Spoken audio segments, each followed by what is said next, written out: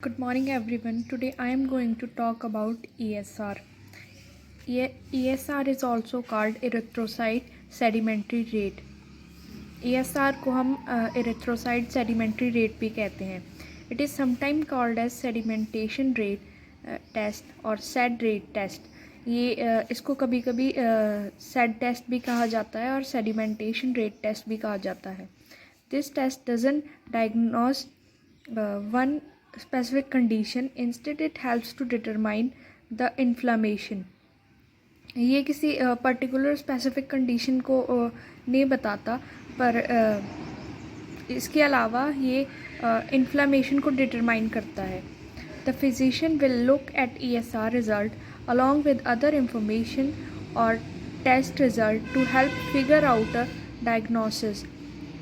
This test also monitor inflammatory disease. ये test inflammatory disease को monitor करता है और फिजिशियन डॉक्टर हो सकते हैं जो आपके वो देख के बता देंगे कि ESR रिज़ल्ट के क्या इन्फ्लामेटरी इन्फेक्शन वगैरह है आपकी बॉडी में. In this test a tall thin tube holds a sample of blood that speed at which red blood cells falls to the bottom of the tube is measured. इस test में एक test tube में blood डाल दिया जाता है, blood का sample डाल दिया जाता है. तो फिर इसकी स्पीड चेक करते हैं कि कितनी स्पीड पे ब्लड नीचे क्लॉट हो जाता है, नीचे सेटल डाउन हो जाता है. Inflammation can cause abnormal proteins to appear in blood. This protein cause red blood cells to clump together. This make them fall quickly. Inflammation की वजह से हमारे जो ब्लड में एबनॉर्मल प्रोटीन्स की हो जाती है, प्रेजेंट होते हैं वो एबनॉर्मल प्रोटीन इन्फ्लेमेशन की वजह से. These protein cause red bloods to clump together. इनकी वजह से रेड ब्लड के प्रोटीन होते हैं जो वो एक साथ इकट्ठे हो जाते हैं और क्या बोलते हैं, इसकी वजह से वो जल्दी जल्दी नीचे आ जाते हैं. Importance: it helps to detect inflammation in the body. Use for diagnosis condition which cause inflammation such as autoimmune disease, cancers, infection. इसकी वजह से हमें पता लग जाता है कि इन्फ्लामेशन का क्या कॉज है, कि जैसे ऑटो इम्यून डिसीज़ भी हो सकते हैं इन्फ्लामेशन, है ना, और कैंसर भी हो सकता है और इन्फेक्शन भी हो सकता है. It helps to monitor inflammatory condition such as rheumatoid arthritis, systematic lupus and certain muscle problems. इसकी वजह से हम ये मॉनिटर कर सकते हैं कि इन्फ्लामेशन की कंडीशन क्या क्या है, कि जैसे मसल की प्रॉब्लम्स और फिर सिस्टमैटिक लूपस वगैरह. It is rarely perform alone. Instead it is combined with other test to determine cause of patient symptoms.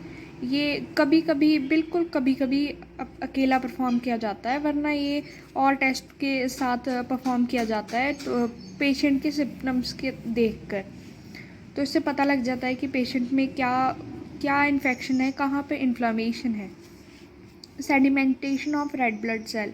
जो सेडिमेंटेशन होती है वो थ्री स्टेजेस में होती है.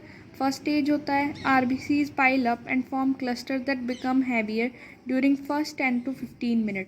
जो क्या बोलते हैं, RBC होता है वो इकट्ठा हो जाता है और फिर इकट्ठा होके वो क्लस्टर बना देता है, मतलब एक जगह ही ना इकट्ठा होकर क्लस्टर बना देता है और वो हैवी हो जाता है, और हैवी होने की वजह से वो सेटल डाउन हो जाता है.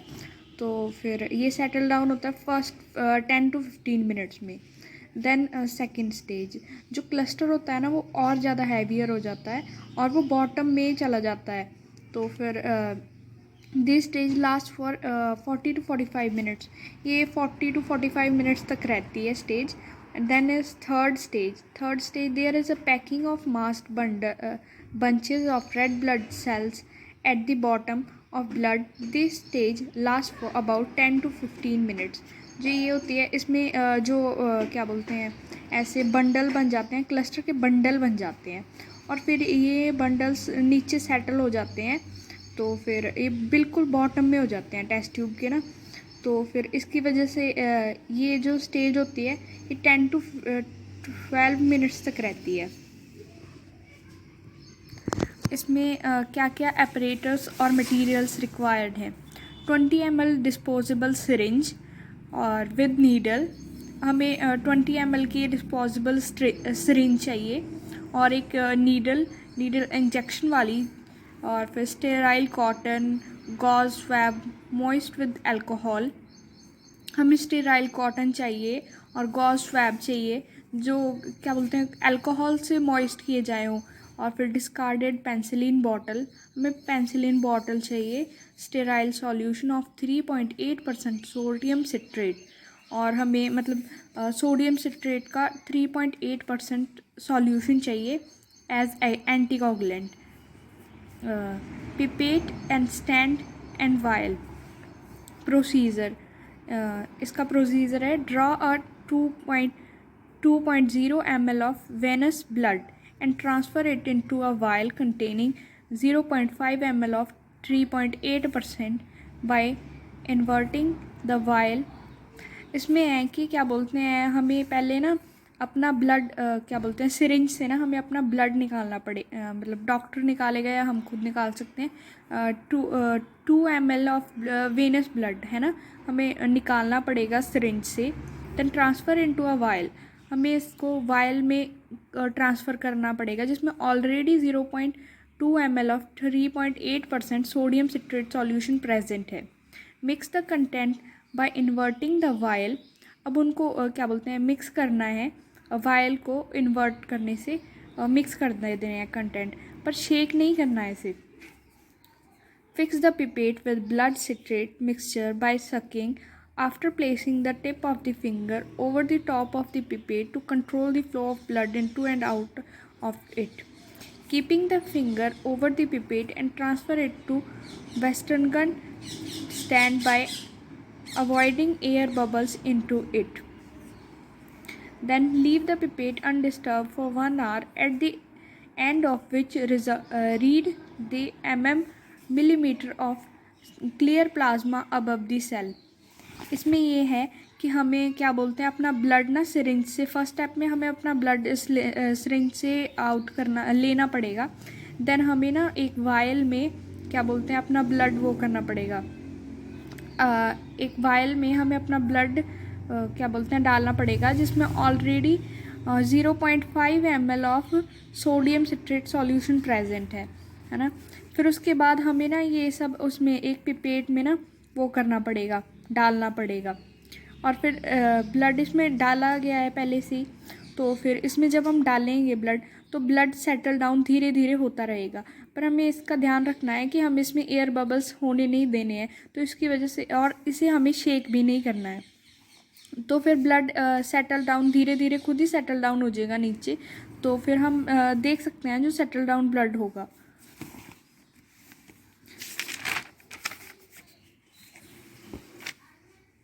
नॉर्मल रेंज होती है ESR की मेल्स के लिए 3 to 9 mm at first hour. पहले आर में 3 to 9 mm होती है मेल्स के लिए, और फीमेल्स के लिए 5 to 12 mm फर्स्ट आवर में होती है, और children below puberty 3 to 13 mm in first hour. Precautions, proper anticoagulant should be use for each method. इसमें प्रॉपर एंटीकोगुलेंट होना चाहिए, यूज़ किया होना चाहिए हर एक मेथड के लिए। The blood should be collected in fasting state, हमें ब्लड तभी लेना चाहिए सिरिंज से जब क्या बोलते हैं पर्सन ने पहले कुछ खाया ना हो और फास्टिंग कंडीशन हो पर्सन की। ऐसे नहीं कि किसी ने कुछ खाया और फिर हम उसका ब्लड ले रहे हैं, तो इसकी वजह से एबनॉर्मल ESR रेट्स आ जाएंगे। Test should be done within 2-3 hours of collecting blood sample. जो टेस्ट होता है वो सेकेंड या 2-3 घंटे में ले लेना चाहिए। जब हम ब्लड सैंपल कलेक्ट करते हैं उसकी 2-3 घंटे में ये वाले टेस्ट कर लेना चाहिए, वरना रिज़ल्ट कुछ गलत ही आएंगे। Collecting blood should be discarded, अगर मान लो हमारा ब्लड क्लॉट हो गया है, एक जगह इकट्ठा हो गया है, हम उसे हमें फेंक देना चाहिए, वो यूज़ नहीं करना चाहिए। Pipette must not be distributed, pipette को डिस्टर्ब नहीं करना चाहिए। जब हम ले लेते हैं ESR के लिए ब्लड ले लेते हैं तो फिर बार बार हमें उसको वो नहीं डिस्टर्ब नहीं करना चाहिए। अगर हम उसे डिस्टर्ब करेंगे तो फिर इसमें कोई प्रॉपर वो हमें पता ही नहीं लगेगा कि क्या क्या उसकी वो है क्या नहीं है।